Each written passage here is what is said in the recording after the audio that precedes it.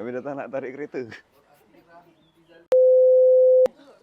Aku risau lah. Kawan betul ke kawan main-main? Assalamualaikum. Ni YB balik yang ni. Sorry. Nur Atira. Nur. Nur Atira. Sorry lah ganggu bagi-bagi. Tak apa. Ada mohon laptop kan?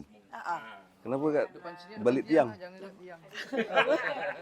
Alamak. Sini sikit lah. Kakak, minta maaf lah ganggu bagi-bagi. Yelah tak apa.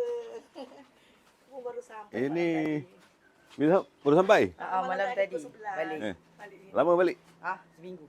Tapi online. Online lah. Ada mohon laptop kan? Ni laptopnya. Alhamdulillah dah lulus. Okey. Kami hari ini datang nak menyampaikan laptopnya ni.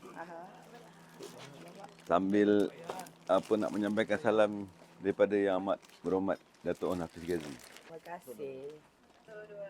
Razin. Kami doakan adik belajar sampai berjaya, sampai menjadi insan yang berguna kepada ibu bapa dan seluruh komuniti dalam kawasan Balik Jani, insya-Allah.